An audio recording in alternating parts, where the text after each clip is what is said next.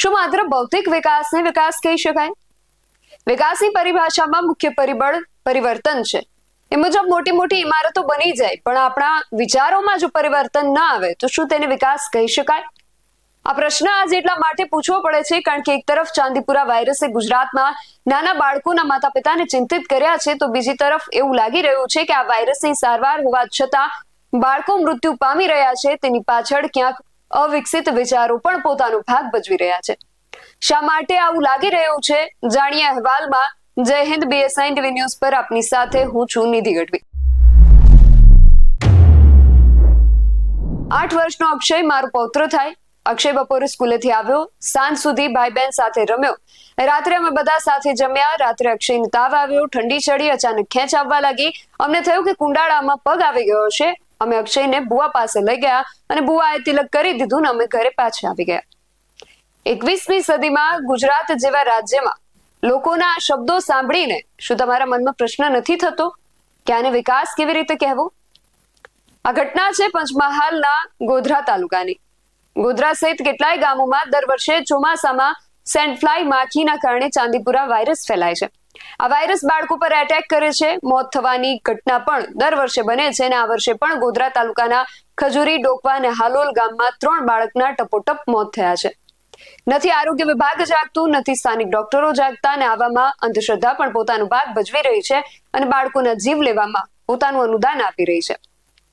કોઈ બાળક બીમાર પડે તો ગામના લોકો તેને દવાખાને લઈ જવાના બદલે ભુવા પાસે લઈ જાય છે. ગોધરાના ડોકવા ગામે જે ઘરમાં બાળકને વાયરસ લાગુ પડ્યો એ ઘર ઈંટોનું છે. એના પર સિમેન્ટ નથી એટલે ઈંટોની વચ્ચે તિરાડોમાં સેન્ડફ્લાય માખી રહે છે. ગોધરાના અંતરિયાળ ગામોમાં એકદમ કાચા મકાન છે ને એવા મકાન કે જેમાં ઈંટો પણ દેખાય છે. સિમેન્ટનું પ્લાસ્ટર પણ ન હોય. અમુક મકાનો તો માટીથી લીપેલા હોય. એમાં પણ કેટલાક મકાનોમાં મોટી મોટી તિરાડો છે. 2 ઈંટો વચ્ચેની તિરાડ કે માટીના મકાનોની તિરાડ એ જ તો સેન્ડફ્લાય માખીનું રહેઠાણ છે. રેતીના કણોની વચ્ચે રહેતી માખી છે એટલે જ તો એને સેન્ડફ્લાય કહેવામાં આવે છે અને આ માખી કરડે એટલે ચાંદીપુરા વાયરસ લાગુ પડે છે. આવા જ ઘરમાં રહેતા 8 વર્ષના બાળક અક્ષયનું મોત થયું છે. અક્ષયનો શું દોષ? એ આવા કાચા મકાનમાં રહેતો તો એ કે પછી તેનો પરિવાર તેને પહેલા ડોક્ટરની જગ્યાએ ભુવા પાસે લઈ ગયો એ? આ અંગે મૃતક બાળક અક્ષયના પરિવારજનોએ શું કહ્યું પેલા એ સાંભળીએ. ડોકવા ગામ હતું. સ્કૂલમાં જતો તો ડુંગર ફરી અમને લખવા વાંચવાનો પહેલો નંબર હતો. તો હું સવારમાં મીટિંગ હતી એટલે એની હંગાત જ જેલી અને હંગાત આવી અને સાંજે ખાધ્યું, રમ્યો, મસ્તી કરી અને ભાઈ જોડે ટીવી જોઈ 10-11 વાગ્યા લગીને પછી રાત્રે સૂઈ ગયો. પછી 3 વાગે એવામાં આમ ઠંડી ને ઝાડાને એવું ચાલુ થઈ ગયું. પછી સવારમાં મેં કીધું દવાખાને લઈ જઈએ બેટા.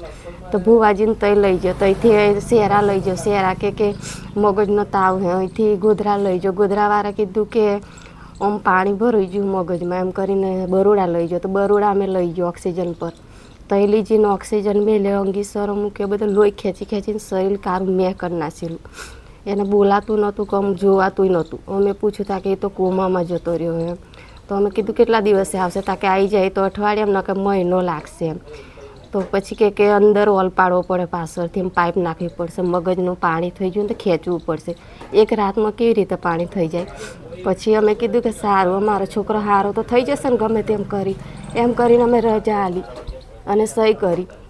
તેમણે ઓલ પાડીને થોડી વાર એમ કે મોટો ઓલ પાડવો પડે એમ કરીને કાતરેથી કાપીને હવે હું કર્યું મને જોવા ના દીધું અને બાયણે મોકલી દીધી. તોય હું અઠેરીને જોઈ રહી તા તો બધી કાતરણ હાતરો લોહીવાળું હતું. પછી પાછી આવીને પછી જોયું તા તો કશું નહોતું. પછી તો એમ કીધું કે ટકા ઓછા થઈ ગયા તા કે જીવે હે, હજુ જીવે હે એમ કરી અને મને રાત સુધી રવા દીધું. આખો દિવસ ને રાતે 12-1 વાગે મને રજા આલી. તો એથી ફાઇલ બાલ કશું જ ના આલ્યું. ફોટો હતો એનો એક્સરો પાડેલો. એક્સરો અમે લઈને આવતા ને તે હાથમાંથી ખૂંચાટી લીધો નસે. તાકી જરૂર નથી તમારે એમ કરીને મને રજા આપી દીધી. મારે 2 છોકરા, એક 7માં ભણે ને અને 8 વર્ષની ઉંમર હતી. મનીષાબેન. પરિવારજનોને એવું લાગ્યું કે અક્ષયનો પગ ક્યાંક કુંડાળામાં પડી ગયો હશે એટલે એ લોકો એને ભુવાજી પાસે લઈ ગયા અને કહ્યું કે મારા દીકરાને ખેંચ આવે છે. ભુવાજીએ ચાંદલો કરી દીધો ને એ લોકો ઘરે પાછા આવી ગયા. પછી રાત્રે પ્રાઇવેટ વાહન કરીને ગોધરા લઈ ગયા. સિવિલ હોસ્પિટલમાં દાખલ કર્યો તો ડોક્ટરોએ તેને દવાના ઇન્જેક્શન આપ્યા પણ સારું ન થતા ત્યાંથી ડોક્ટરોએ અક્ષયને વડોદરા લઈ જવાનું કહ્યું. ત્યાંથી એમ્બ્યુલન્સ પણ કરી આપી. ત્યાં પણ ડોક્ટરોએ ખૂબ મહેનત કરી, પણ એનો તાવ વધતો જ ગયો અને કાબુમાં ન રહ્યો અને અંતે અક્ષયે દમ તોડ્યો. અક્ષયના પિતાનું એવું કહેવું છે કે મારી આટલી મોટી ઉંમર થઈ, મેં મારા ગામની અંદર કોઈ પણ જાતની આરોગ્યની ટીમ કે તપાસ કરવા આવતા ડોક્ટરો જોયા નથી, પણ મારા દીકરાનું મૃત્યુ થઈ ગયા પછી મારા ઘરમાં આરોગ્ય વિભાગ તરફથી દવાનો છંટકાવ કરવા માટે એક ટીમ આવી હતી. બસ એકવાર દવા છાંટીને ગયા, પછી તો કોઈ જોવા પણ નથી આવ્યું. હજુ મારા ઘરમાં બીજા નાના બાળકો છે એટલે મને ડર લાગે છે. પણ જોવા જેવી વાત એ છે કે ગોધરા જ નહીં, ગુજરાતના ઘણા ગામડામાં સેન્ડફ્લાય માખીને કારણે ચાંદીપુરા વાયરસ ફેલાય છે. ઉત્તર ગુજરાત અને સૌરાષ્ટ્રના ગામોમાં ગયા વર્ષે જુલાઈ અને ઓગસ્ટ 2024માં 14 બાળકોના મોત થયા હતા.